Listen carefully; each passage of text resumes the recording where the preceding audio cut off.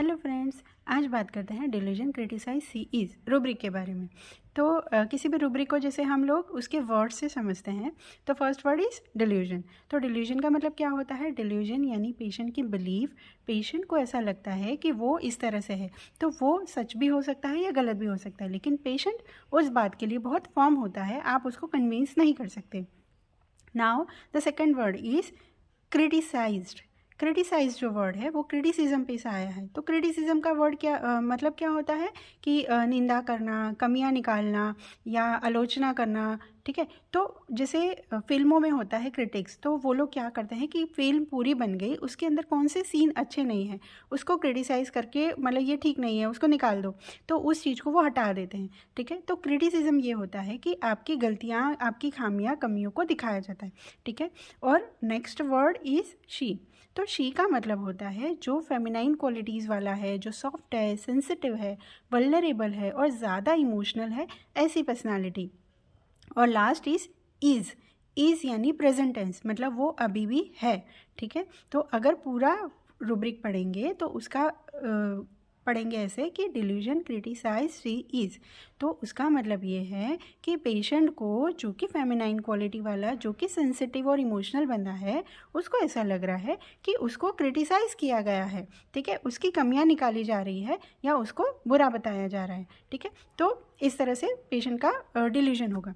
अभी ऐसा डिल्यूजन कब आएगा ना, क्योंकि जनरली ये चीज़ भी नॉर्मल है कि अगर हमने कुछ चीज़ की, हमने बनाया, कुछ भी किया, तो हमारे जो आईपीआर है, हमारे फ्रेंड्स हैं, हमारे पेरेंट्स हैं, ठीक है, वो हमें बताते हैं कि ये चीज़ में इस तरह से होना चाहिए था, या ये ठीक नहीं है, इसको आप ठीक कर लो, इसको सुधार लो। ठीक है, तो ये चीज़ें नॉर्मल रहती है, लेकिन ये तब आएगा रूब्रिक जब ये बहुत मॉर्बिडली पेशेंट को फील होता है कि ऐसे मुझे बोला गया या मेरी कमियां निकाली गई। ठीक है, तो ऐसा सोच कब आएगी ना पेशेंट में?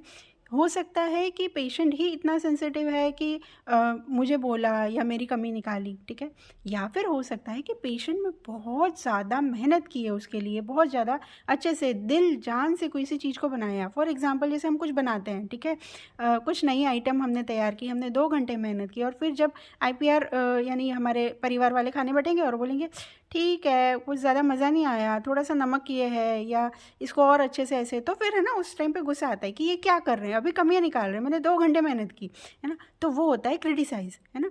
तो इस तरह से हो सकता है जब पेशेंट ने बहुत दिल से काम किया है तब उसको ये फील आ सकता है।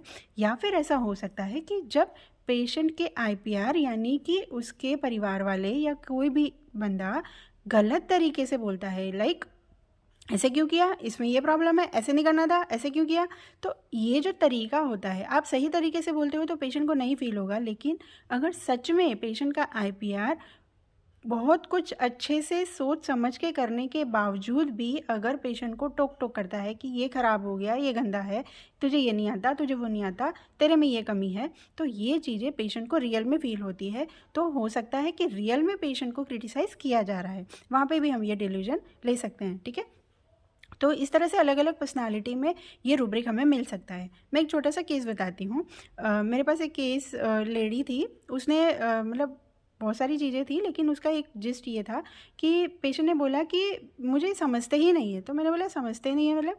तो उसने बोला कि जैसे पहले तो सब कुछ ठीक चल रहा था, लेकिन जब से दरानी आई है तब से मेरी सास को मेरी हर चीज़ में प्रॉब्लम नड़ती है। कुछ भी काम किया तो इसमें ठीक नहीं किया, कुछ भी बनाया तो ये ठीक नहीं बनाया, तो हर चीज़ में उनको टोका टाकी लगी रहती है, और ये चीज़ें मुझे मेरे में हर वक्त कमियां निकालते हैं, जबकि मैं बहुत अच्छे से करती हूँ।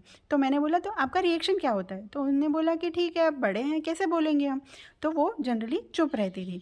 तो यहाँ पे मैंने delusion criticise is jealousy when newborn gets attention, क्योंकि अगर देखा जाए ना तो पूरे केस में ये था कि देरानी आने के बाद सास का बिहेवियर चेंज हुआ था। हो सकता है सास पहले भी बोल रही थी, लेकिन देरानी के आने के बाद पेशेंट को ये चीज़ ज़्यादा फील हो रही थी। ठीक है, और सेंसिटिव टू मोरल इंप्रेशन, क्योंकि वो आंसर भी नहीं कर रही थी सामने, चुपचाप सुन रही थी। तो और भी 2-4 रूब्रिक लेके पूरे केस में मैंने इग्निशिया दिया था। ठीक है, तो इस तरह से अलग अलग वर्जन आपको पेशेंट में मिल सकते हैं। आई होप ये रूब्रिक एक्सप्लेनेशन आपको हेल्प करेगा। Thank you so much.